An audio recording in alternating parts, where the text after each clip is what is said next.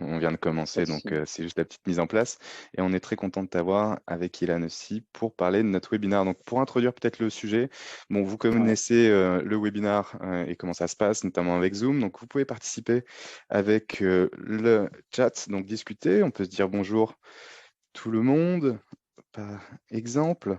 Donc n'hésitez pas à poser toutes vos questions parce que ce sera l'occasion pour vous d'avoir un maximum d'informations, d'exemples concrets de la part de nos experts aujourd'hui, qui vont se présenter d'ailleurs dans quelques secondes. Je vais commencer aussi par me présenter parce qu'on organise ce matin ce webinaire Seed Legals avec SoValue et OVNI, comme je l'ai dit il y a quelques minutes. Pour me présenter, je m'appelle Florent Artaud, moi je suis Country Manager France de Seed Legals. Seed Legals, c'est une plateforme SaaS qui vous permet de réaliser toutes vos opérations sur le capital, que ce soit du financement sous forme de BSAR. Donc, la plateforme vous permet de générer vos documents juridiques en les paramétrant, vous les partagez en ligne et vous les signez avec vos investisseurs et vos associés. Pareil pour tout ce qui est augmentation de capital, l'aide d'intention, pacte d'associés, pour la gestion aussi de votre table de capitalisation sur tout ce qui est actionnariat et également sur le partage du capital avec vos équipes, mise en place de plans de BSPCE ou pour intéresser des advisors également sous forme de BSA. Donc la plateforme vous permet de gérer tout ça. En quelques chiffres, 150 salariés en Angleterre, en France et à Hong Kong et Singapour. On a plus de 40 000 startups sur la plateforme. On a aidé à lever plus d'1,5 milliard sur la plateforme grâce aux documents qui sont générés. On a aussi un petit outil pour faciliter le roadshow. Et forcément, les questions que beaucoup des startups se posent, des entrepreneurs qu'on accompagne, c'est sur ce fameux sujet de la valorisation. Raison pour laquelle on s'est dit, avec Ilan et Augustin, ce serait bien de pouvoir apporter un décryptage assez concret et pratique sur ces questions de valorisation parce que, on va en parler ce matin, il y a différents prismes, que ce soit par rapport à la maturité de votre projet, du pré-seed jusqu'à la série A et plus, que ce soit aussi la vue investisseur et la vue entrepreneur. Et donc, je suis très content ce matin de pouvoir échanger sur cet aspect avec vous deux, Augustin et Ilan. Et merci encore pour votre participation. Je vous laisse vous présenter en 2 mots. Ilan, peut-être pour commencer. Ouais, avec plaisir. Du coup, Ilan, donc je suis le fondateur aussi de SoValue, sovalue.co. Donc, c'est une boutique spécialisée en évaluation financière. Et on a vachement axé notre expertise plutôt sur la partie décote des stock options, des BSPCE. C'est un vrai sujet en France, on en parlera tout à l'heure. Et avant ça, effectivement, moi, j'ai fait beaucoup d'évaluations en cabinet très classique. Et ensuite, pendant quelques années, et ensuite, je suis parti un peu plus dans la tech, où j'ai fait de l'investissement. J'ai fait aussi beaucoup de secondaire en essayant de monter une boîte sous le secondaire. Donc, du coup, j'ai une vision très venture et en même temps très classique de l'évaluation, et ce qui fait que ça m'a amené à créer SoValue. Merci beaucoup. Effectivement, Soalu, donc la boutique qui vous aide à valoriser à la fois le prix d'exercice des BSPCE ou autres et également la fair market value donc, de votre société. Merci Ilan et salut Augustin et merci de ta participation encore. Salut Florent, bonjour à tous. Donc je suis cofondateur de OVNI Capital. Vous avez peut-être vu le dernier fonds qui s'est lancé sur le marché français, fonds de seed, avec un axe international résolument. C'est-à-dire nous, de par notre track record, notre expérience, on croit vraiment à des sociétés où en fait on veut investir dans la société où les équipes ont cette sont multiculturelles et surtout veulent vendre leurs produits Day One à l'international. On pourra en parler plus, mais sur un autre podcast ou épisode. Euh, et ensuite, avant ça, moi, j'étais investisseur chez New Fund, que vous connaissez peut-être, New Fund Capital, pendant 5 ans. Et avant ça, j'étais entrepreneur où j'essayais de monter au Mexique une société de réparation de téléphone dans les centres commerciaux où j'ai levé de l'argent. On a ouvert une trentaine de magasins. On était plus de 100. Donc, on va dire que j'ai été des deux côtés de la table et, euh, et voilà, très content de tous vous rencontrer. Merci beaucoup pour cette présentation. Et effectivement, comme vous l'avez compris, une vision assez complète avec ce panel ce matin sur le sujet donc, qu'on a choisi d'aborder. Comment valoriser votre startup? À quel moment? Sur la base de quelle méthodologie? Parce que vous le savez peut-être, et pour introduire tout de suite le sujet, il y a différentes façons de pouvoir valoriser une startup qui sont plus ou moins adaptées selon effectivement la maturité de votre projet. Et comme on vient de se le dire aussi, si vous lancez votre projet, vous n'avez pas encore de chiffre d'affaires, que vous êtes à un stade donc assez jeune, par exemple du pré-seed, comment vous allez pouvoir valoriser votre société? Très souvent, la question peut se poser, est-ce que vous faites une application d'une méthodologie comme le discounted cash flow, le fameux DCF, sur des projections de revenus? On va en parler avec tous les deux, Augustin et Ilan. Est-ce que, en fait, on fait une application par une règle de 3 assez simple? Combien tu me donnes, combien je te donne? Donc, combien les investisseurs seraient prêts à investir et combien en contrepartie en capital vous allez donner? Sur Seed Legals et quand on accompagne les projets, en tout cas moi, je raisonne souvent comme ça, sachant que c'est des projets assez early stage. Mettons, voilà, 500 000 euros contre 10% du capital. Par magie, en tant qu'évaluateur averti, voilà, on peut donner une valorisation post-money de 5 millions d'euros et avoir en tête aussi que c'est la valorisation post-money, c'est-à-dire en comprenant les 500 000 euros investis, ce qui veut dire que c'est une valorisation pré-money de 4,5 millions. Mais vous avez vu à quel point c'est simple de pouvoir fixer cette valorisation. Après, encore faut-il peut-être compléter ça par du comparable. Autre méthodologie aussi qu'on peut utiliser en se comparant par rapport au marché. Et je pense que c'est quelque chose qui est assez aussi utile pour pouvoir fixer une valorisation. Mais voilà, je vous pose la question à tous les deux, messieurs, quel serait, si on veut lancer un projet, par exemple à un stade assez jeune, comment fixer sa valorisation à ce moment-là? Ouais, c'est une bonne question et effectivement, c'est beaucoup plus simple de répondre à cette question pour des boîtes qui sont déjà post-revenu parce qu'effectivement, on va appliquer des méthodes de valorisation plus classiques. Comme tu le disais très bien, Florent, on connaît tous la méthode DCF qui se base sur les flux trésorerie. Donc là, on parle de valorisation intrinsèque, c'est-à-dire qu'on va voir ce que peut générer les actifs de l'entreprise et on va être capable de valoriser du coup l'entreprise avec une DCF. Donc c'est une valorisation intrinsèque. À côté de ça, il y a effectivement ce qu'on appelle une valorisation de pricing. C'est vraiment, on fait un pricing. Donc là, on va utiliser des multiples et des comparables sur un marché, qu'il soit privé ou public, donc les boîtes cotées. On va voir typiquement si on fait du SaaS, en fait, c'est quoi les multiples qui sont appliqués dans le SaaS pour calculer la valorisation. Donc on va prendre typiquement des KPI. Donc on peut prendre du coup typiquement des revenus ou les l'EBITDA ou les bits ou d'autres types de KPI. Et on va appliquer un multiple sur ces KPI pour avoir sa propre valorisation. Donc, on est sur deux approches différentes. Et effectivement, sur cette partie plutôt, en fait, growth stage ou late stage, en tout cas des post-revenus, c'est beaucoup plus facile parce qu'on a des méthodologies qui sont très claires, presque mathématiques.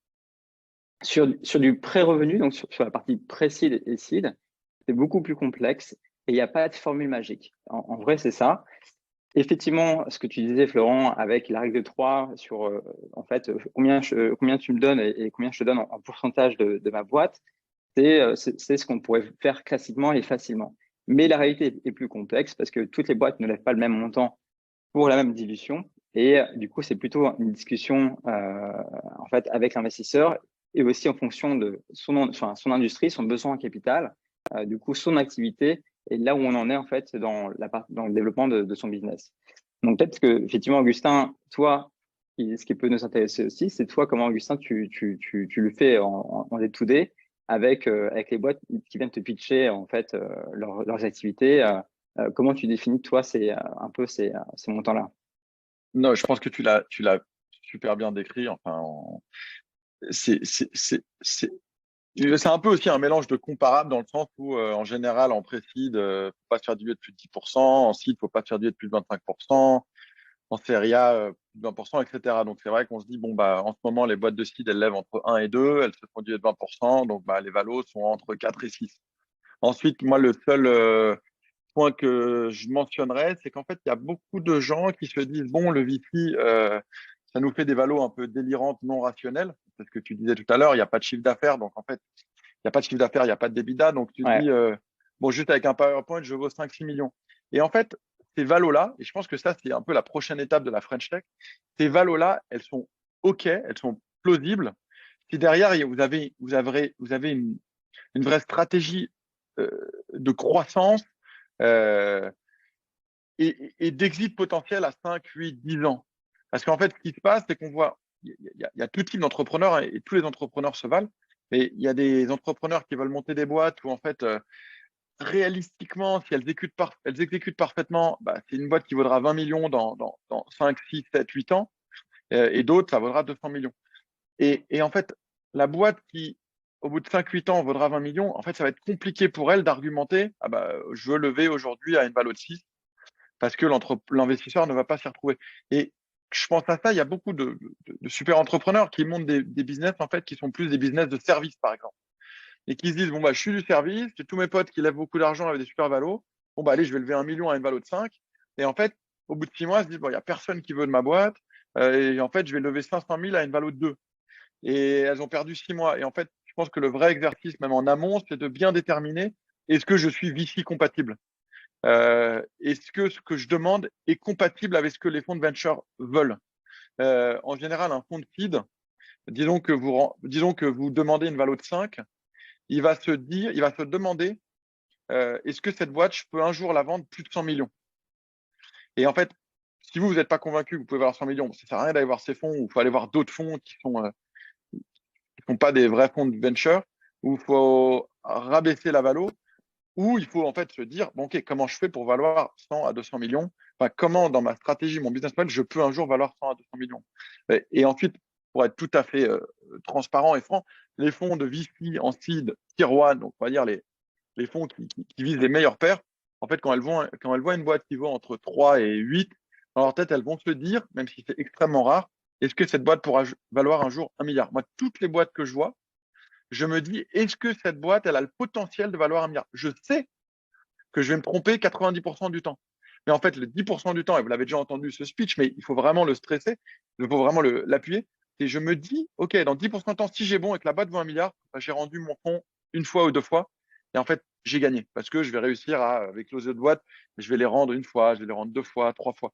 Mais c'est vraiment la question phare et je pense que ça fait trop longtemps que dans l'écosystème français, on se dit, bon, il y a peu d'exits, donc on va essayer d'investir dans des boîtes qui un jour vaudront 20, 30, 40, 50, mais ça ne fait pas un bon business model et ça fait un milieu qui est un peu toxique avec des entrepreneurs qui sont déçus parce que les gens ne veulent pas investir chez eux à des valos forts. Bon, voilà, je pourrais en. Donc, C'est hyper intéressant Ouais, parce que là, ce que tu es en train d'expliquer, en fait, c'est limite, prenons un peu de recul par rapport à cette question tout de suite de la valorisation dans laquelle on est entré, avec les méthodologies, etc. C'est même de se dire, tout le monde n'est pas forcément compatible avec un investissement d'un fonds d'investissement pour les raisons exactement. que tu viens d'expliquer. Et donc ça, je pense que c'est très important de se le dire, et pour tout entrepreneur, que ce soit, est-ce que je vais monter une boîte qui peut-être à terme pourra générer des dividendes et être une PME qui marche bien et très bien. Et donc là, peut-être que c'est pas forcément VC compatible, comme tu viens de l'expliquer, parce que concrètement, comme tu l'as dit, est-ce que tu pourrais nous dire un petit peu plus avec des exemples sur, OK, mais est-ce que ça veut dire en termes de marché, il faut forcément que tu vises un marché qui soit à plusieurs milliards en tant qu'entrepreneur et que toi, après, ton taux de pénétration, si la part de marché que tu pourrais prendre soit suffisamment importante pour te valoriser à hauteur et peut-être être Ouais. à un ou plusieurs milliards. Est-ce que c'est ça, Augustin, Ilan, la question? Ouais, si tu veux, je réponds comme ça, je réponds en même temps à la question de Ghislain. Effectivement, l'idée, c'est quand même derrière de se dire, si on applique une croissance enfin, tous les ans sur un BP, je sais pas, pendant 4-5 ans ou 6 ans en fonction d'un horizon d'exit, c'est quoi ma valorisation à terme si effectivement j'applique un multiple sur le chiffre d'affaires en fait à 5-6 ans. Donc c'est comme ça en fait, Ghislain, qu'on répond à cette question. Enfin, ce dont parle Augustin, finalement, c'est un peu la méthode qu'on appelle la VC méthode. C'est un prix investisseur en disant, c'est quoi mon rendement, moi, si j'investis ce montant X aujourd'hui, et la boîte vaut tant, en fait, à horizon T plus 5. C'est ça, en fait, le point. Donc, effectivement, même en SEED, c'est toujours intéressant de faire l'exercice de faire un BP, au moins un exercice de voir la croissance que tu peux avoir en fonction de ce que tu vas pouvoir investir et employer en termes de ressources et voir et appliquer du coup le multiple de ton secteur à toi sur ton revenu espéré dans 2, 3, 4, 5, etc. années et du coup avoir cette valorisation-là. Je ne sais pas si du coup je réponds à ta question. Et Gustin, n'hésite pas à rajouter. Mais ouais, non, mais c'est vrai en fait. En fait, la règle de base, de toute façon, dans les business digitaux, c'est de se dire à 5 ans, 6 ans, est-ce que vous pouvez viser un chiffre d'affaires entre 50 et 100 millions? Parce qu'ensuite, dans les multiples En général, si Ouais. tu arrives à 50 et 100 millions de chiffre d'affaires dans les 5 à 7 ans, tu vas être le meilleur investissement du fonds qui investit chez toi. En revanche, je veux juste rebondir sur ce qu'a dit Florent. Est-ce qu'il faut viser un gros marché et se dire on va prendre un pourcentage du marché? En fait, l'école VC dit que non, dit que toutes les boîtes en général qui ont une hyper croissance, en fait, le marché n'existe pas. Elles vont créer leur propre marché. Et donc, c'est assez intéressant. Il y a un bouquin, qui est un peu la Bible des fonds de VC, qui est Zero to One de Peter Thiel. Et en fait, lui, ce qu'il te dit, c'est que euh, si tu vises un gros marché, en fait, tu vas faire de l'innovation incrémentale. Et l'innovation incrémentale, ça ne génère pas des licornes très rapidement. Ça peut générer des licornes, mais pas dans le temps. S'il faut juste recadrer quelque chose qui est intéressant parce que je pense que 90% des entrepreneurs ne le savent pas. Euh, un fonds d'investissement aux États-Unis ou en France, il est obligé de investir l'argent de ses investisseurs et de leur rendre en 10 ans. Et en fait, c'est pour ça que c'est un peu la course à l'hypercroissance, c'est qu'en fait, il a 5 ans pour investir, il a 5 ans pour désinvestir. Donc, j'invente, mais quand vous allez voir un fonds, en fait, ça se trouve, le fonds, il a déjà 3 ans. Donc, en fait, il a plus que 7 ans pour investir chez vous et récupérer son argent. Et c'est intéressant. Moi, je pense que 95% des discussions que j'ai avec des entrepreneurs, ils me demandent même pas enfin, moi, mon histoire, ça va, et ils me posent même pas ces questions assez basiques sur le fond, parce que je pense qu'en fait, ça peut déjà aider la personne à adapter son pitch à l'investisseur qu'il a en face, mais surtout comprendre en fait face à qui il est. Moi aujourd'hui, OVNI, on est dans la première année d'investissement. Évidemment, on va prendre des risques plus dosés, plus visionnaires que la 5e année d'investissement où en fait, on n'aura plus que 5 ans pour rendre l'argent. Et donc, cette course à l'hypercroissance, c'est qu'en fait, on n'a que 10 ans. Et donc, ça ne veut pas dire que les entrepreneurs qui font l'hypercroissance sont meilleurs que les entrepreneurs qui font des PME tech ou des boîtes qui vont se développer en 20 ans. C'est juste que de manière Structurel. réglementaire, c'est au bout de 10 ans, si on n'a pas rendu l'argent, et ben l'AMF ou la SEC aux États-Unis, qu'est-ce qu'elle peut faire? Elle peut nous confisquer le fonds et le filer à une autre société de gestion. Et donc, c'est ça la base de cette hypercroissance. Et donc, je reviens juste sur le Zero to One Peter Thiel. En fait, aujourd'hui, il y a l'innovation incrémentale et il y a surtout l'innovation, il y a la disruption. Et en fait, en général, quand tu disruptes ton marché, si tu le disruptes au bon moment, évidemment, il y a énormément de facteurs, dont les facteurs chance. Hein. Tu disruptes au bon moment, tu as beaucoup plus de chances de créer cette hypercroissance.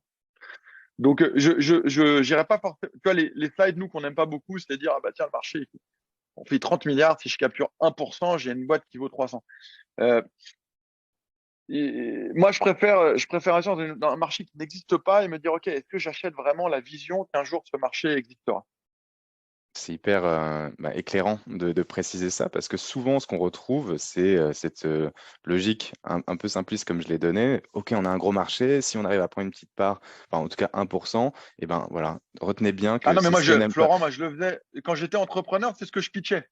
Et, Ah, mais c'est en là ce qui est fait, intéressant parce que c'est les C'est vrai. prismes Ouais. d'ailleurs. Il y a deux questions aussi fondamentales qui ont un lien avec le sujet qui est le nôtre ce matin sur la valorisation. C'est il y a un prisme temporel. Donc, c'est-à-dire à quel moment vous allez vous financer et pourquoi, et sur la base de quels critères, comme on vient de se le dire avec les clés de lecture données par Ilan et Augustin. Et il y a l'autre prisme aussi, en tout cas, c'est hyper important de l'avoir en tête, c'est la vision des deux parties prenantes, à la fois côté investisseur, et là tu viens de l'expliquer, hein, Augustin, il y a des raisons structurelles et réglementaires qui fait que il y a cette temporalité, là pour le coup, côté investisseur, des 10 ans. Et donc, typiquement, moi, cette question et à poser à des investisseurs sur, OK, mais quand est-ce qu'a été créé le fonds, quitte à même peut-être se renseigner avant, je ne l'avais jamais eu en tête, donc c'est hyper important de pouvoir se bien poser ces sûr. questions-là, parce que ça va donner justement des tips et des informations ultra stratégiques sur comment on peut réagir et comment on va pouvoir vous accompagner votre investisseur sur le long terme. Parce que peut-être qu'il sera du coup plus pressé, comme tu l'as expliqué, Augustin, pour bah, monétiser à certains termes et donc vous mettre de la pression aussi dans le cadre de développement de votre société. Et si votre société, vous ne le voyez pas comme ça, déjà, ça peut vous donner des informations importantes. Donc si je reviens sur ce prisme-là, c'est comprendre comment les investisseurs, eux, se disent je vais investir ou pas investir et à quel moment ils vont pouvoir fixer cette valorisation. sur laquelle on a toutes ces informations-là qui sont corrélées. Et pareil, côté entrepreneur, quand on est entrepreneur, se poser aussi la question de comment on va fixer cette valorisation, parce que ça, de ton côté, Ilan, tu le vois avec SoValue, en échangeant avec les Ouais. entrepreneurs, comment ils se posent cette question? Est-ce qu'ils sont un peu perdus ou est-ce qu'ils ont déjà des notions? Est-ce que c'est lié aussi avec ce que disait En fait, Augustin? il faut coller, faut coller un peu les deux morceaux et les deux visions. C'est-à-dire que quand on est entrepreneur, il faut quand même avoir la connaissance et comprendre comment un investisseur réfléchit. Mais quand tu es entrepreneur, effectivement, tu vas juste toi calculer finalement ton besoin de cash. Et ton besoin de cash, c'est quel montant j'ai besoin d'avoir pour ensuite recruter, développer, etc. jusqu'au proche et pour atteindre le prochain milestone, donc la prochaine étape avant de devoir relever ou avant d'atteindre des revenus. Voilà, c'est quoi le montant dont j'ai besoin. Et ça, c'est effectivement un travail plus financier, pas besoin d'un évaluateur, hein. Mais c'est un travail de BP et voir finalement c'est quoi la croissance que je vais pouvoir avoir in fine. C'est quoi la tech que je vais pouvoir développer pendant ce laps de temps. C'est ça en fait, c'est le point de départ. Et ensuite, il faut coller ce morceau-là avec du coup la vision investisseur et voir si ça colle effectivement, si c'est cohérent. Il faut faire un travail de cohérence, quoi. C'est ça qui est important. Et après, il y a d'autres questions qui se posent, c'est combien en fait on va lever, combien de temps va durer l'exercice de la levée de fonds. Mais ça, c'est encore un autre débat. Peut-être qu'on n'aura pas le temps d'aborder aussi ce débat. Mais est-ce que le marché il est concurrentiel? Est-ce que vous avez déjà des boîtes dans votre secteur qui ont déjà levé de l'argent? Donc typiquement, moi j'ai vu pas mal de boîtes lever des fonds et qui avaient déjà 3-4 concurrents qui avaient levé des fonds auprès d'autres VC. Ben forcément, ça vous place dans une position qui est un peu compliquée parce que vous allez avoir peu de fonds ici qui vont vouloir remettre de l'argent, sauf si vous avez créé quelque chose encore plus disruptif. Mais si vous proposez des choses qui sont à peu près équivalentes, ce sera beaucoup plus compliqué pour vous. Et aussi, la question, c'est quoi aussi le degré d'importance de votre réseau à vous en tant qu'entrepreneur pour aller chercher des fonds? Combien de temps vous allez devoir y passer pour aller chercher 200, 400, 500, 800 K? Et ça, c'est des vraies questions à se poser. Et typiquement, est-ce que c'est bien de lever un maximum d'argent si on a un réseau énorme et qu'on est capable de piocher un super truc? Est-ce que c'est bien de lever beaucoup d'argent? C'est des vraies questions qu'il faut se poser. Moi, ce que j'ai vu dans la pratique, c'est que les boîtes qui avaient levé beaucoup d'argent, typiquement en seed ou en pré-seed, au-delà des standards ou des ranges de marché, c'est pas forcément en tout cas, c'est peut-être toxique pour les entrepreneurs parce qu'ils ne seront pas capables de bien utiliser cet argent. Ou en tout cas, ils vont dépenser un peu trop vite. Et parce qu'effectivement, en fait, c'est l'entrepreneuriat. Tu vas prendre des décisions qui vont t'amener à d'autres décisions. Mais du coup, tu peux te tromper et tu peux faire des erreurs. Et donc, si tu as dépensé beaucoup trop d'argent en faisant des erreurs, c'est un peu dommage. Alors qu'effectivement, les premières étapes d'entrepreneuriat, c'est quand même un peu de tester, un peu de tester ce marché. C'est un peu le go-to-market. C'est un peu tout ça. Donc effectivement, il y a aussi toutes ces questions à se poser.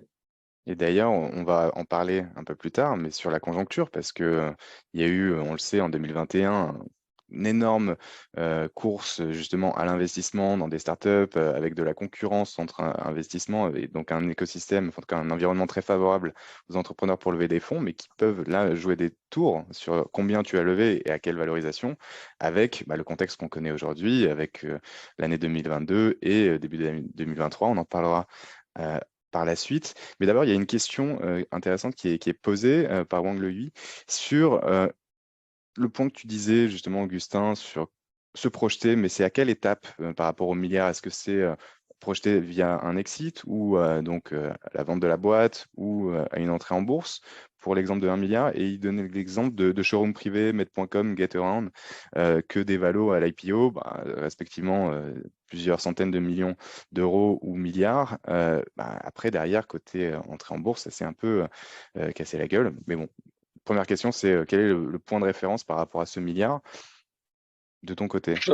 Pour un fonds de seed, franchement, on ne pense pas vraiment à l'exit. C'est-à-dire que de toute façon, on se dit que l'exit, elle se fera peut-être par un SoftBank qui mettra un gros ticket en série B et qui voudra laver un peu la cap table, la table de capitalisation.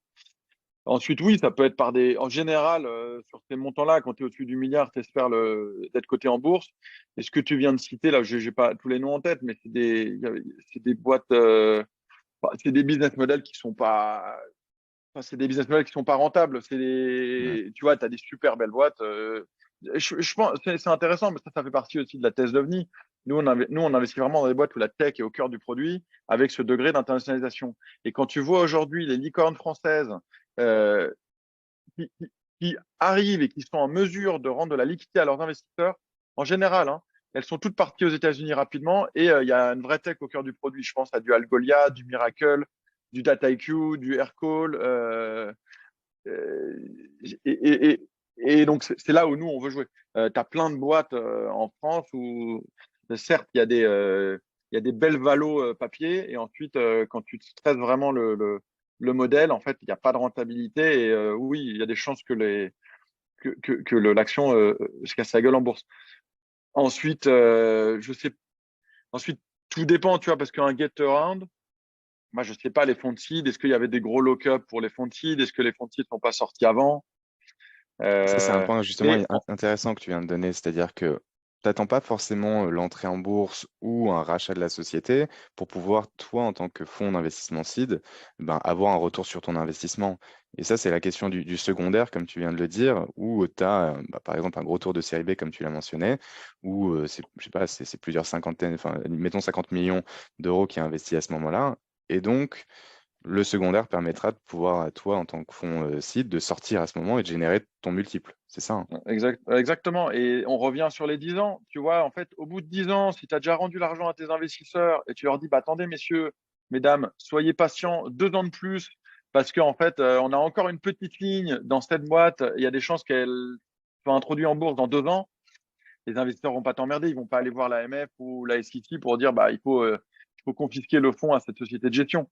Mais en effet, si au bout de 10 ans, tu as rendu 0,3 de l'argent, les gens vont gueuler et tu vas te faire sucrer ton fonds par l'AMF. Donc, il y a un jeu d'équilibre à faire. Il y a une autre question qui nous est posée, je pense qu'on peut y rebondir sur cette partie justement de la discussion, sur comment valoriser sa startup, notamment en fonction de la maturité du projet. C'est Ferdinand qui nous demande justement pour une levée en seed, c'est souvent 1 million d'euros avec une valo de 4 millions, donc entre 4 et 6, comme tu disais, Augustin. D'ailleurs, c'est ce qu'on voit, hein, et typiquement, c'est la fameuse règle de 3 dont on a parlé, qui est, OK, si c'est 1 million contre 25% du capital, ben, clairement, on est à être 3 millions ou 4 millions si c'est 20 de valorisation pré-monnaie. Et après, la question, c'est est-ce qu'on passe mécaniquement à 12 millions de valo, mais avec une grosse pression sur le BP et la valeur future de la société, si on veut aller convaincre des VC et relever plus tard. Donc, après, il y a d'autres questions sur le besoin de cash à la baisse, freiner la croissance pour être VC compatible. Donc voilà, il y a un peu pêle-mêle plein de choses qui sont demandées là dans cette question. Je ne sais pas si Ilan ou Augustin voulaient apporter des éléments de réponse. Vas-y, Ilan. Enfin, juste, Florent, tu vois où tes questions? Parce que moi, je vois C'est que. dans la partie questions et réponses. Donc, il y a une petite bulle qui s'est affichée. Alors, attends, ok. Je l'ai pas. Mais vas-y, attends. C'est Ah, une autre, voilà. j'avais pas vu Ouais, non plus. Ah t'as oui, dit Ça doit aller dans société les et t'as le chat. commentaires. Voilà, exactement. ok, parce que moi, j'avais les questions de la discussion et. C'est Ok, pour ça ça, on roule. est sur deux tableaux ici. Ah Mais ouais, c'est ça, ouais, je vois ça. Donc, attends, du coup, on était sur qui? On était sur Ferdinand, c'était ça? exactement. Ok. Sur la question Alors, justement sur les levées de fonds en seed, grosso modo, la question c'est OK, mécaniquement, on va valoriser la société en fonction du pourcentage de capital qu'on va donner en contrepartie de l'investissement. Et après, pour la suite, comment ça peut fonctionner, de ce que je crois comprendre de la question. ouais, alors, bah, effectivement, enfin, du coup, la question, c'est comment ensuite en Série A, typiquement, si relève en Série A, ça fonctionne. Bah, donc c'est effectivement à peu près pareil. Après, la différence, c'est que du coup, quand on change de stade, on est plutôt sur du post-revenu. Donc, du coup, effectivement, là, on va avoir d'autres méthodes de valorisation qui vont s'appliquer. Et donc, à un moment donné, tu vas quand même te retrouver une cohérence par rapport à la réalité de tes chiffres et du coup, la réalité de la valorisation de ta boîte, en prenant en compte évidemment ton potentiel. Donc, du coup, tu vas retomber sur d'autres mécanismes et qui vont refléter ta valorisation du coup sur le tour d'après, quoi. Et ça revient en fait à ce que tu as dit aussi tout à l'heure, Ilan, qui a tout un certain nombre d'éléments à la fois intrinsèques et extrinsèques par Mm. rapport à la fixation de cette valorisation et que ce soit sur les revenus, parce que si on a passé le site où on a levé 1 million d'euros, généralement, c'est qu'on a déjà généré quelques preuves de traction et pour pouvoir ensuite exécuter et en tout cas délivrer. Je pense que Ouais, tout à fait. vous me rejoignez, parce que si tu lèves 1 million, c'est que bon, déjà, tu as su convaincre des fonds d'investissement, voire même des business angels. Mais si tu lèves 1 million, c'est parce que tu as des arguments pour pouvoir augmenter ta croissance et tes revenus. Augustin, oui, tu allais Ouais, rajouter quelque chose? après, Pardon. après, effectivement, c'est en seed, en vrai, enfin, tu as plusieurs critères qui vont jouer avec toi et ça dépend de ce que tu fais. Mais évidemment, le premier critère, c'est l'équipe. Enfin, en fait, les VC et Gustin pourra le dire en premier. Enfin, ce qu'on va voir en premier, c'est vraiment l'équipe, les compétences qu'ils ont et s'ils sont complémentaires ou pas. En tout cas, si ça fait du sens pour le business.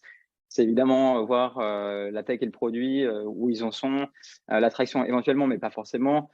Parfois, il n'y a même pas de revenus, mais et s'il y a des revenus, il y a une traction, c'est toujours intéressant. Le marché, la compétition, en fait, c'est multicritères. Donc c'est pas forcément lié à une traction au début. C'est vraiment une combinaison de facteurs et surtout d'un potentiel de croissance à venir. Donc ça, c'est un point. Et aussi, je voulais aussi parler aussi d'autre chose, c'est, enfin, qui est connecté à ça, c'est qu'en ce moment, on voit beaucoup d'entrepreneurs qui ont levé en 2021, parce qu'en 2021, il y avait encore beaucoup de liquidités sur le marché, et qui ont fait un seed et qui se retrouvent un petit peu à la peine pour relever un tour, et ils sont un peu en fin de runway, donc ils n'ont plus beaucoup de cash pour poursuivre leur activité. Donc il y a pas mal, en fait, je vois pas mal en tout cas d'entrepreneurs qui sont dans cette situation-là, et eux, en fait, ils se posent la question de comment faire pour avoir un peu d'oxygène, pour passer un petit peu ce mauvais moment, du coup, ce creux, cette vague qui vient pas. Effectivement, il y a plusieurs solutions. Mais ce qu'on voit, c'est effectivement, c'est rappeler évidemment ces investisseurs historiques, proposer d'autres instruments d'investissement comme les obligations convertibles, reproposer des BSAR qui proposent du coup de remettre un ticket avec une décote sur la valorisation. Il y a des choses qui sont beaucoup actuellement pour passer ce creux de vague, quoi. Est-ce Ouais, qu'Augustin, toi, les fameux tu bridges. vois ça? Ouais, les fameux bridges, exactement. Mais si on revient sur les différents critères, les principaux critères sur lesquels tu t'arrêterais, toi, Augustin, pour te dire, OK, j'ai investi et c'est tel valo, pour influer sur ces deux questions, à la fois pour investir et fixer une valo, ce serait quoi? Ouais, et ça va me permettre aussi de répondre à la question, la deuxième question de Ferdinand qui dit qu'est-ce qui se passe en site si on a besoin de trois.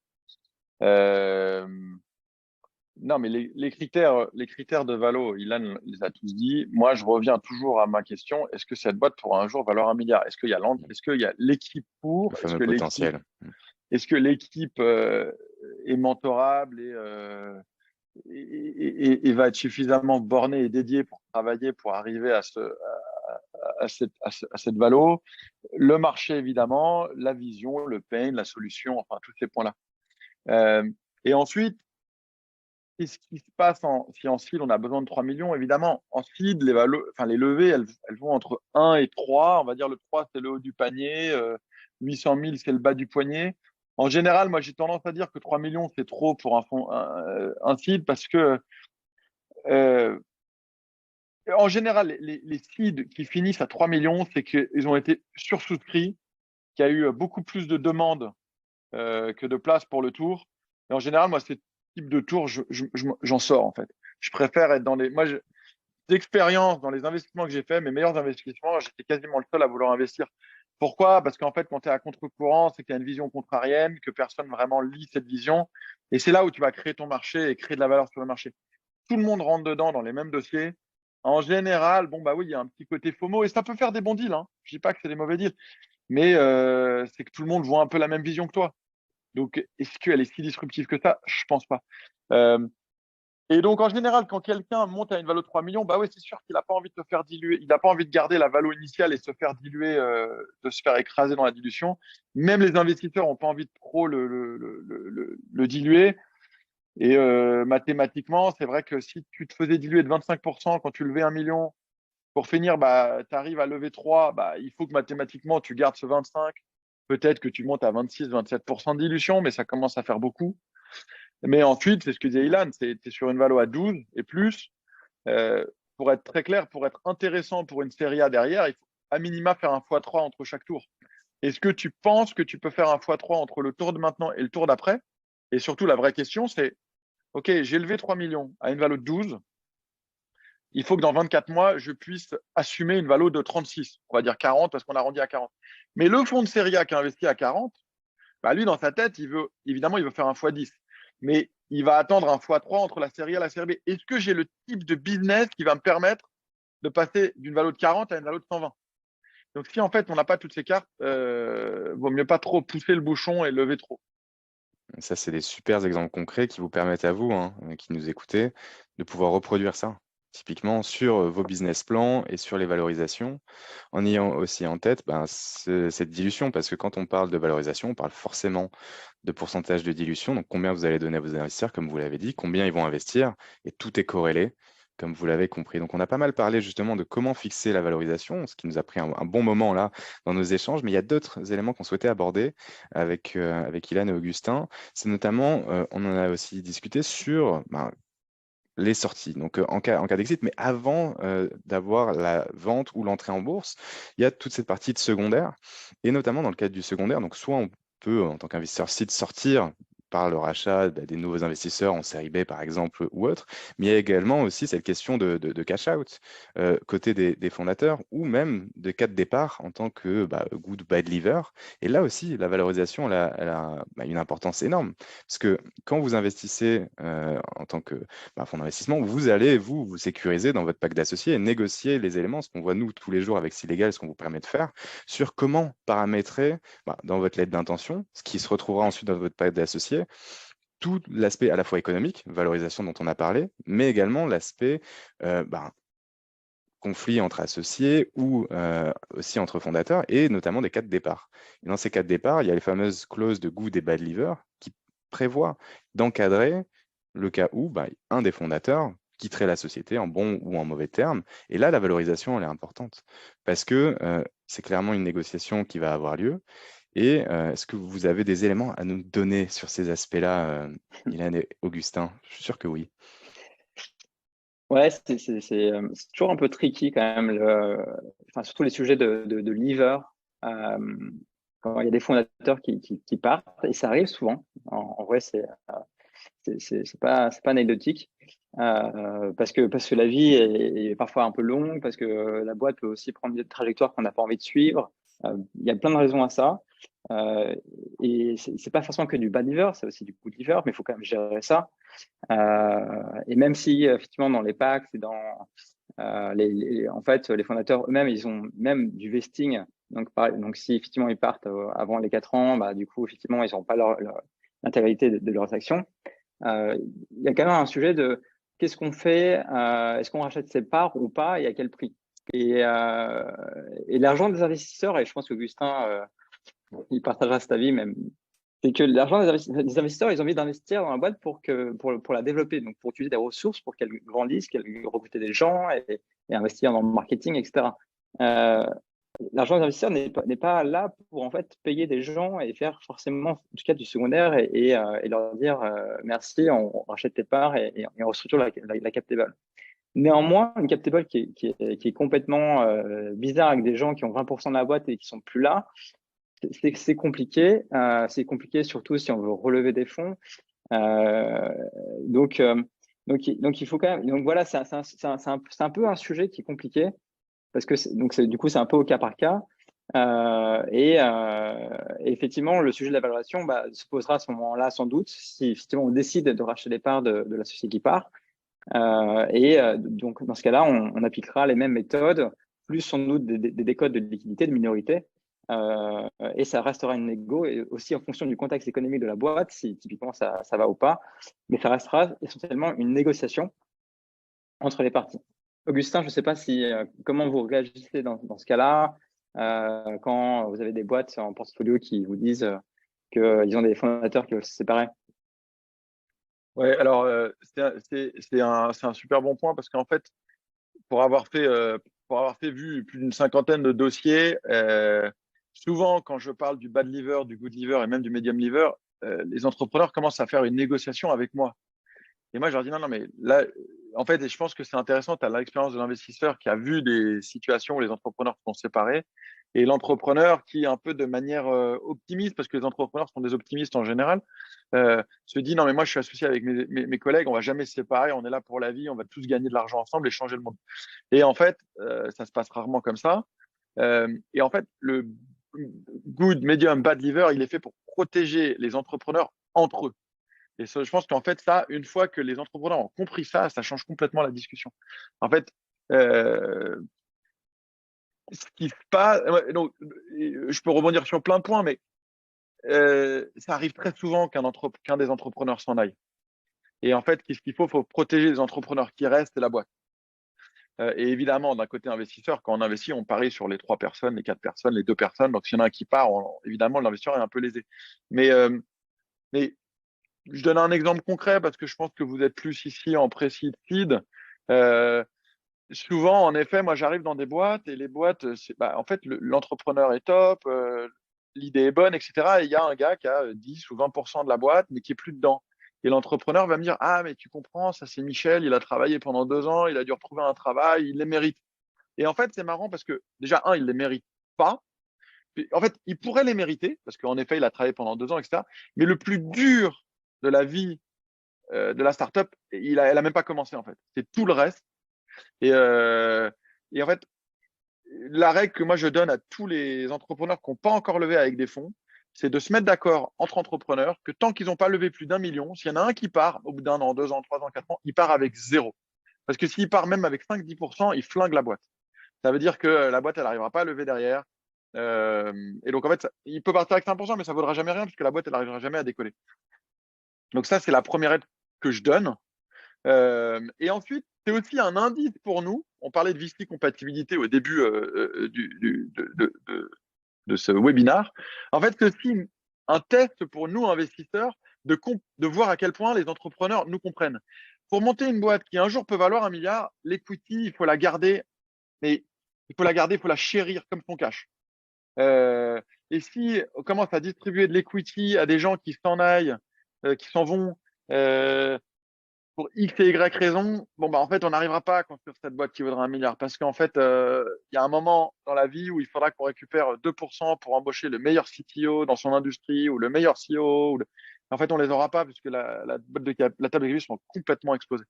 Donc, c'est à la fois vertueux pour les entrepreneurs de bien comprendre que l'equity, il faut bien la protéger et c'est à la fois vertueux pour nous de bien comprendre est-ce que l'entrepreneur a fait son homework sur comment un VC réfléchit, comment un VC pense. Et encore une fois, je le remets sur la table. Vous voulez, évidemment, ces webinars sont super utiles. Et si Légal fait un bon travail pour vous aider là-dessus et pour automatiser un truc qui devrait être automatisé, qui l'est un peu aux États-Unis. Mais allez lire Peter Thiel 0 to 1. Vous lisez en un week-end, vous avez compris 80% de comment un VC réfléchit. Et la prochaine fois que vous allez le pitcher, vous comprendrez un peu ces questions et quoi lui poser comme question. Donc, on retient effectivement les ressources à avoir en tête et surtout aussi ce que tu viens de dire, c'est que ces clauses-là de Good et Bad Liver, c'est pour vous protéger vous en cas de départ et ça, c'est pas que pour les fonds d'investissement, c'est surtout pour vous.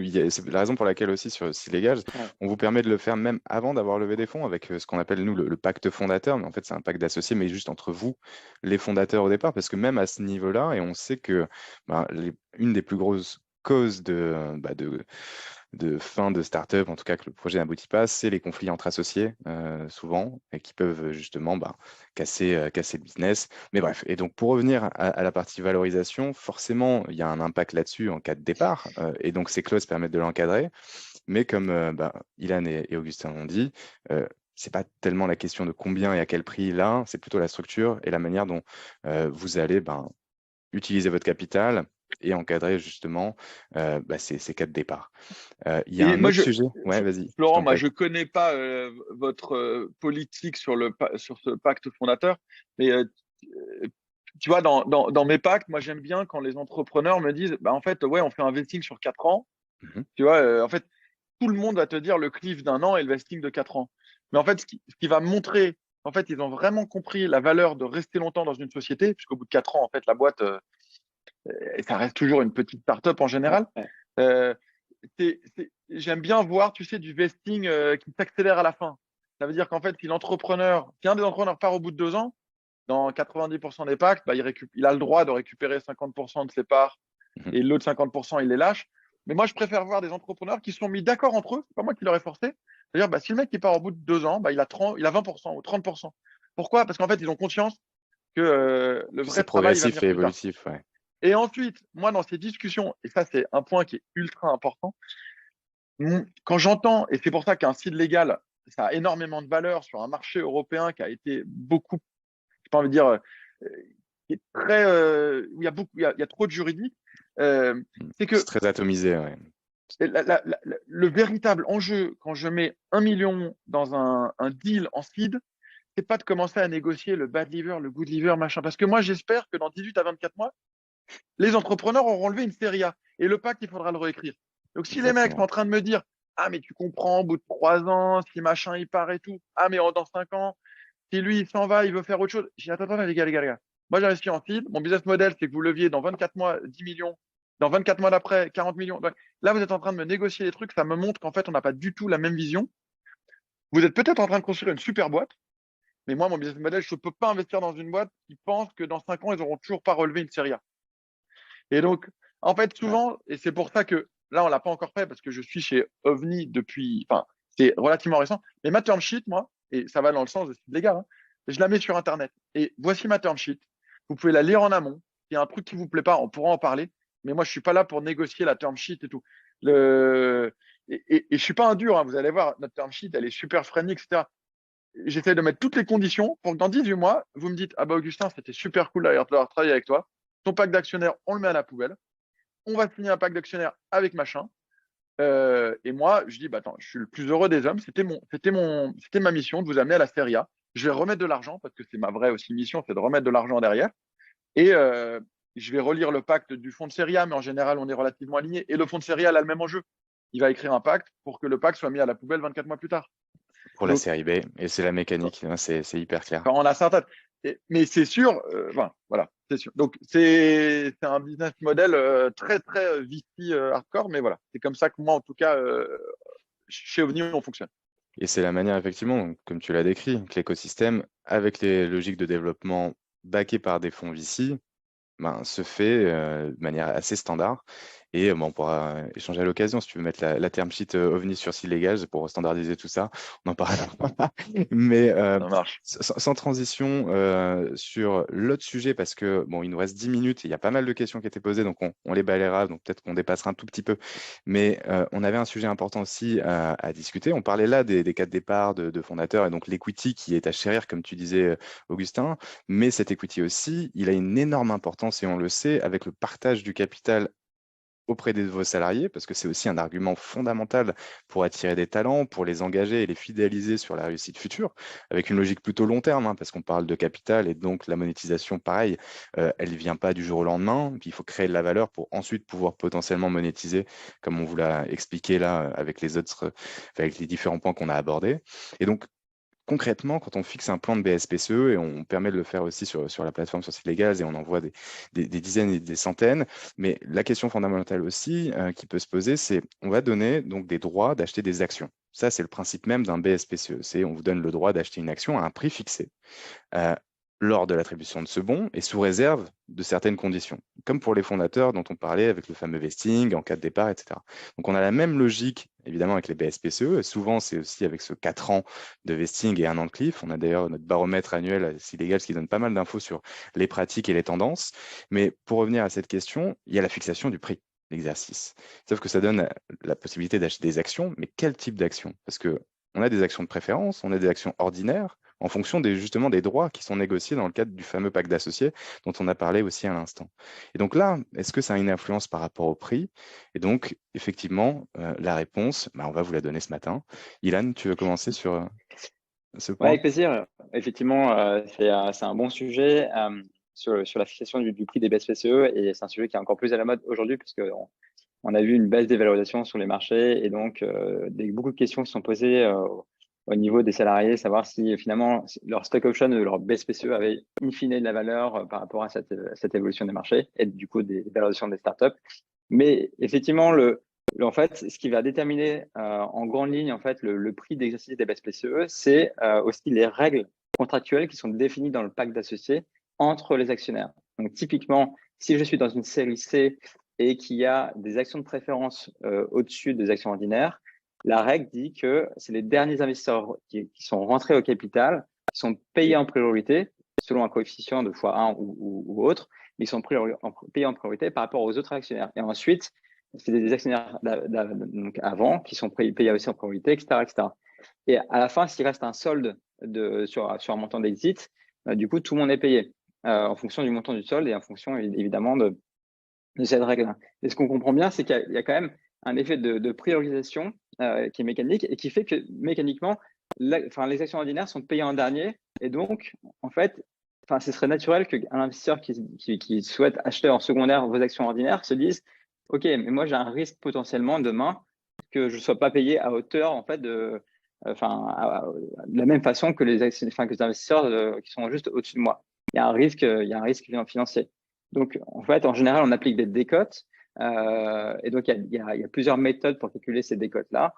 En France, pour l'instant, aujourd'hui, en fait, il y a une moyenne de décote qui est entre, je sais pas, entre 10 et 20%, en fonction aussi du stade de l'entreprise. Mais il y a aussi des méthodes qui permettent de calculer précisément. Et typiquement, pour vous donner un ordre de grandeur, aux États-Unis, souvent les décotes sur les stock options sont entre 30 et 70%. Et plus proche d'ailleurs des 50-60% en moyenne. En Angleterre, parfois, c'est même plus élevé parce qu'effectivement, ils ont d'autres considérations et d'autres approches où ça peut atteindre 90%, voire même plus, parce qu'effectivement, on comprend bien que ces actions ordinaires, en fait, parfois, en fait, elles ne permettent pas à des salariés, in fine, de faire un exit eux-mêmes et d'empocher de l'argent. Donc, effectivement, c'est un vrai sujet. Et nous, du coup, quand on accompagne des boîtes pour l'émission des BSPCE, on leur propose toujours de faire une évaluation de cette décote-là pour qu'elles répondent effectivement à une vraie règle mathématique et qui fixe ce prix-là et pas juste on met 10% et ça correspond absolument à rien du tout. Je ne sais pas quelle est, Augustin, toi, ta practice sur ça. Juste peut-être Ouais, avant, il y a Augustin qui doit nous quitter à 13h avec un vrai hard stop, mais on pourra répondre à toutes vos questions peut-être en dépassant avec Ilan. Donc, ouais, peut-être Augustin sur ce point. Là, c'est Ilan l'expert. Moi, je suis. Non, mais ça, c'est ça, et c'est comme le ski, c'est un vrai métier, en fait. Donc, moi, là-dessus, j'en réfère aux pros. Eh ben, parfait. Ben, on va pouvoir peut-être développer un peu ça avec Ilan après 13h. Et si tu as peut-être des points à nous donner avant de partir, Augustin, notamment sur le contexte et la conjoncture, parce qu'on a vu, comme on se l'est dit aussi, des baisses de valorisation assez importantes depuis 2022 avec le contexte macroéconomique qu'on connaît.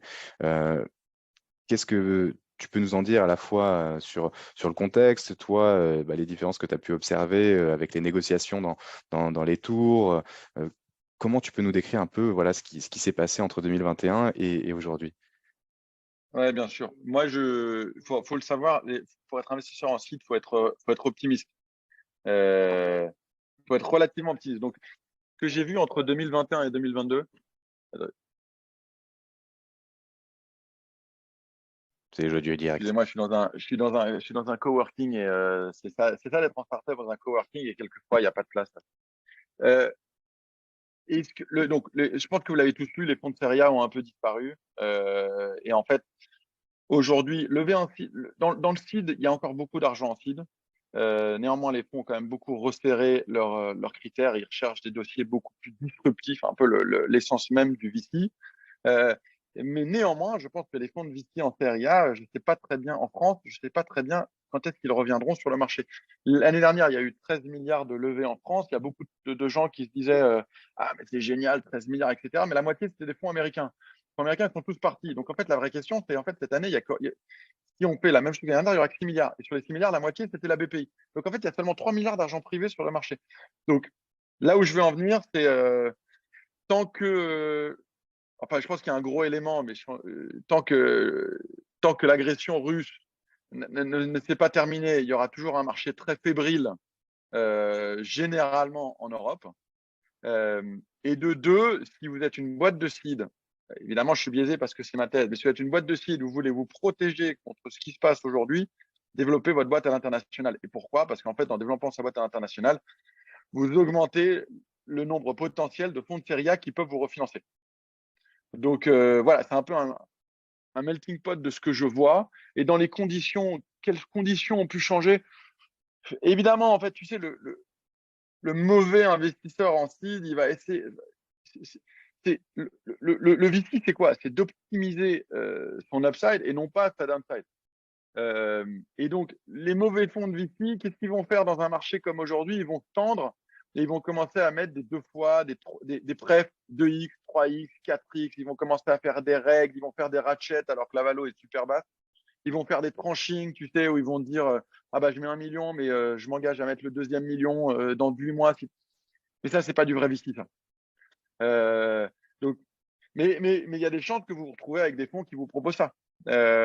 Donc, en effet, tu as des fonds qui ont énormément durci leurs conditions, mais je pense que tu as encore des vrais fonds de VC qui veulent t'accompagner, qui ont la vision et qui se disent, OK, bon, bah, je vais investir normalement à une valo correcte et on va essayer d'aider cette boîte à lever une série A d'ici 18 à 24 mois, idéalement avec un mix d'un fonds de série A français et d'un fonds de série A étranger. Attends-toi à Voilà. recevoir encore plus de dossiers avec ce type de discours, Augustin, je pense.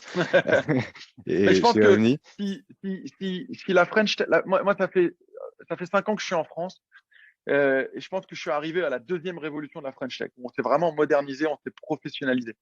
Euh, il doit y avoir une troisième révolution de la French Tech et ça, c'est vraiment ma conviction. Et je l'ai vécu parce qu'en fait, quand j'étais chez New Fund, l'ancien fonds, je suis parti en Israël plus de 6 mois pour essayer de monter un fonds là-bas. Et en fait, j'ai vu un petit peu, est-ce que les Israéliens sont si différents de nous, ou les Hollandais, ou les Danois, comment ça fait que ces gens-là ont 3 à 4 fois plus de licornes par habitant que nous? En fait, c'est simple, c'est que c'est des plus petits pays, le marché local, ça ne vaut rien pour créer une vraie boîte. Et donc, qu'est-ce qu'ils pensent? Ils pensent international dès le début. Je l'ai déjà mentionné, mais et je le répète, l'Allemagne, l'allemand, malheureusement, c'est une langue qui n'est pas beaucoup parlée dans le monde. Et donc, qu'est-ce que font les Allemands pour recruter des talents du monde entier? Ils disent dans les 5 premiers employés de leur startup, il faut qu'il y en ait un qui ne parle pas allemand. Pourquoi? Parce qu'en fait, en général, c'est quelqu'un qui va parler anglais. Et donc, une fois qu'il y a quelqu'un qui ne parle pas allemand, bah, tout le monde fait la bascule sur l'anglais. Et ensuite, c'est beaucoup plus facile d'embaucher le meilleur product designer, le meilleur sales, le meilleur dans le monde, et ensuite de le faire venir idéalement de le faire venir en France. Et ça, c'est un mindset qu'on n'a pas encore en France parce on est confortable dans notre marché français, mais qu'on va voir venir, qui va venir et qui va permettre de créer ces futurs champions internationaux basés en France. merci beaucoup, Augustin, pour tout ça. Et effectivement, je suis complètement aligné avec cette vision et donc la thèse d'OVNI en filigrane après ce discours-là que tu viens de nous donner. Il est 13h, je te remercie beaucoup pour toutes les informations, tous les conseils et les exemples concrets que tu nous as donnés. Et je te souhaite une très bonne journée et te dis à bientôt. Merci pour l'invitation. Sympa d'avoir pu échanger avec vous, Ilan et Florent. Et pour les entrepreneurs, n'hésitez pas à me contacter directement. Je réponds à 100% des messages que je reçois. Salut à tous. Merci beaucoup, Augustin. On peut Salut, peut-être, Augustin. nous, de notre côté, avec Ilan, poursuivre et répondre à vos différentes questions. Donc, n'hésitez pas. On a balayé plein de sujets assez divers et variés. On n'a pas trop développé le sujet des BSPCE et de la fixation du prix d'exercice des BSPCE, mais pour des sociétés assez matures, c'est un sujet fondamental pour rendre d'autant plus attractif à la fois l'equity, donc ce fameux plan de BSPCE que vous pouvez donner à vos salariés quand vous allez les recruter, notamment pour des profils assez capés et que, comme disait Augustin, qui soient peut-être des profils internationaux, qui s'attendent justement à recevoir, si c'est des profils qui viennent des États-Unis, des stock options. Donc, en l'occurrence, chez nous, les boîtes françaises sont les BSPCE avec ce type de décote qui permet de maximiser la plus-value que pourrait en retirer ce salarié qui en bénéficie sur la base de ce que vient de nous dire Ilan avec les différentes façons de pouvoir appliquer des décotes parce que c'est récent. Ça date uniquement, nous, en France, de 2020. Avant, ce n'était pas possible de le prévoir. Le code des impôts ne le permettait pas d'un point de vue réglementaire, ou en tout cas, il ne le permettait pas après une levée de fonds dans les 6 mois. Mais bref, je ne vais pas rentrer dans le détail technique. En tout cas, si vous avez des questions sur cette partie de fixation du prix d'exercice des BSPCE, SoValue, c'est la boutique qui vous permet de le faire, mais même de manière assez générale pour des sociétés un peu matures, de pouvoir vous questionner sur les questions de cette valorisation qui aurait été fixée à l'occasion de votre tour de financement. Donc, est-ce que on va balayer les petites questions qui nous sont posées, Ilan? Qu'est-ce que tu en dis? Ouais, ok. Alors, vas-y, je reprends Alors, si on en prend une, tes si tu veux, je te l'ai fait, et puis on les balaye Ouais, ensemble.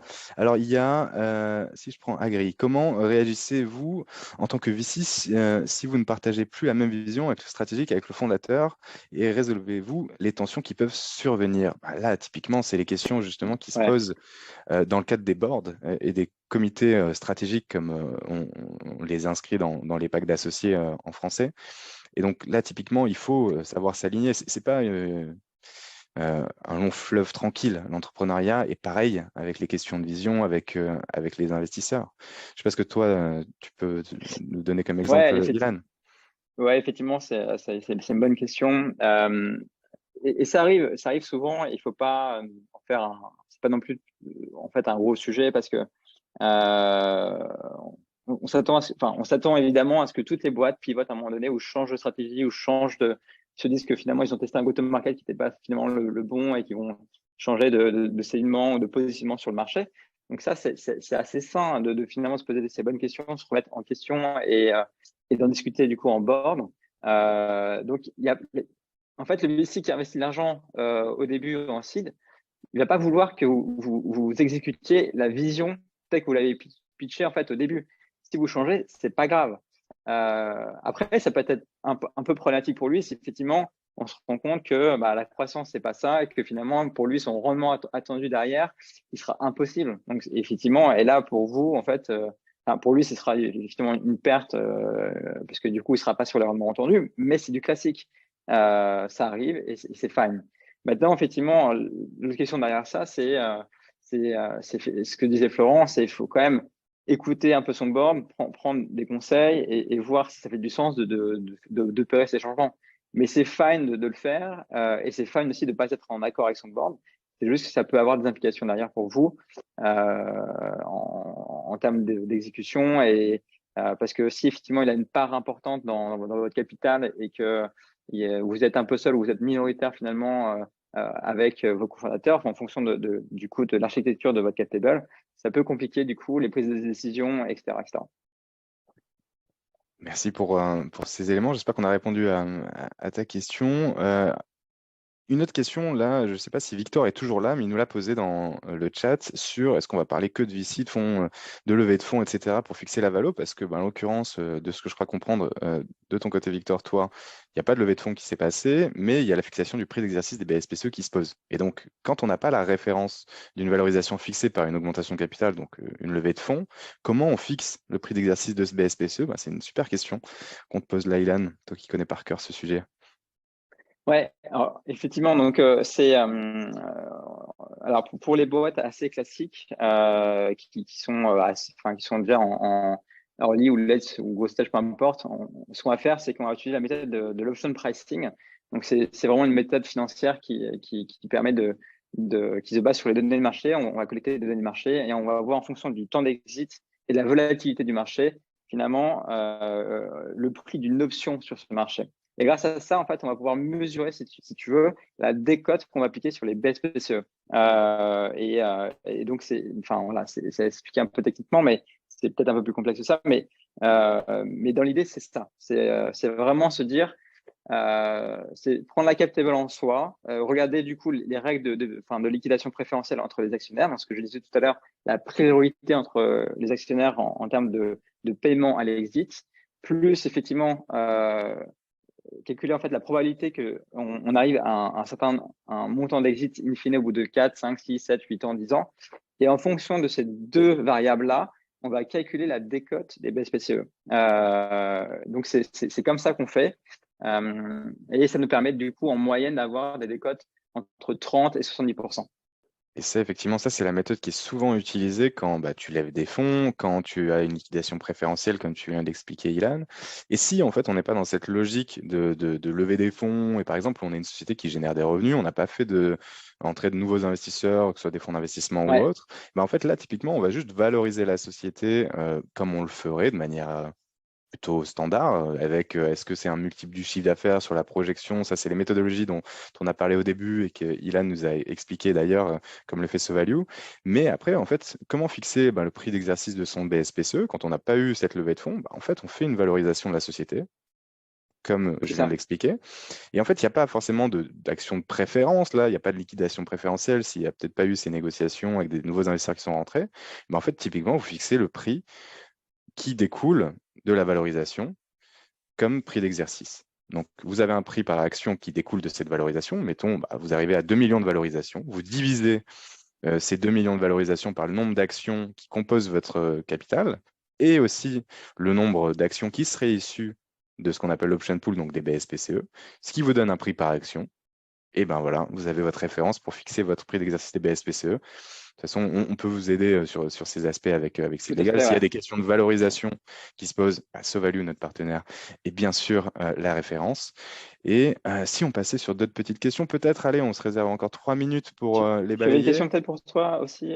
C'était quelle est la bonne proportion réservée aux stock options? Donc, effectivement, ces gars-là avaient mis un super rapport sur le sujet. Ouais. Qu'est-ce que tu as vu, toi, Eh ben, en effectivement, moyenne? très, très bonne question et clairement sur le baromètre qu'on a vu et les tendances, pour justement tout ce qui est précis, donc ça dépend de la maturité de votre société. Et toujours en gardant aussi à l'esprit ce qu'on a pu se dire, notamment ce que disait Augustin, c'est voilà, il faut préserver son capital, il ne faut pas le dilapider parce que c'est des signaux pas forcément positifs qu'on pourrait envoyer après à des investisseurs futurs. Mais bref, parenthèse fermée, là combien on donnerait? Précide, généralement on est entre 5 et 10% du capital. Mais entre 5 et 10, vous voyez, il y a un delta assez important. Et donc, en pratique, la question pour rationaliser, se dire combien on va réserver de pourcentage du capital, c'est à corréler avec votre plan de recrutement. Et c'est là où vous allez vous dire, OK, peut-être que nous, on va faire notre je sais pas, premier tour de financement avec nos proches, des amis, le fameux Friends and Family, ou Love Money, comme on peut le dire nous en France, et même si c'est pas très français, mais bref. Et donc, là, on peut se dire, je vais recruter, en fait, j'ai besoin juste de stagiaires, d'alternants pour me permettre de pouvoir développer et ensuite aller chercher un site. Peut-être que les alternants que vous allez recruter là, vous n'allez pas tout de suite les intéresser sous forme de BSPCE de capital et peut-être ce sera le cas dans le site. Donc, à cette occasion, en fait, en creusant un peu, vous dites, on n'a peut-être pas besoin de mettre là des stocks options. Mais peut-être que dans le site, après, on a un plan de recrutement de 5-10 personnes avec des profils assez clés, notamment qui sont, je ne sais pas, un développeur, un lead dev pour structurer et aider mon associé qui est CTO pour la partie développement produit. Et là, il faut recruter cette personne et forcément, il y a un coût à la fois en salaire et il faut l'intéresser au capital parce que c'est un des arguments clés pour l'attirer déjà. Et puis pour potentiellement l'engager sur le long terme à la réussite future dont on parlait. Là, dans cet exemple, 5-10 personnes, généralement, vous pouvez vous dire, allez, c'est 5 à 10%. Et mettons 7% parce que vous savez, vous vous êtes dit, OK, on va donner tant à telle personne, tant à telle autre, etc. Même logique pour le prochain tour de financement en série A, sachant que vous allez attribuer une partie, peut-être pas la totalité du pool que vous avez réservé en seed. Et en série A, vous allez là, justement, l'augmenter un petit peu parce que là, votre plan de recrutement, il va passer de 5-10 à peut-être 20-30, 50, je ne sais pas. Et c'est comme ça que vous avez les ordres de grandeur. Donc, pour récapituler, 5-10% en seed, 10 à 12% en série A et jusqu'à 15% et plus série B et autres tours de financement. C'est comme ça qu'on l'observe. Voilà, bon, il est 13h10, on va peut-être pas, parce qu'on pourrait parler, je pense, pendant des heures et des heures, mais il y a beaucoup de questions qui étaient posées. Pour nous contacter, n'hésitez pas.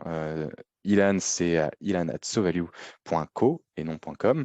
Donc, si vous avez des questions sur les valorisations sovalue.co, vous pouvez aller consulter aussi le site internet. Et nous, concernant Seed Legals, vous pouvez nous contacter à seedlegals.com.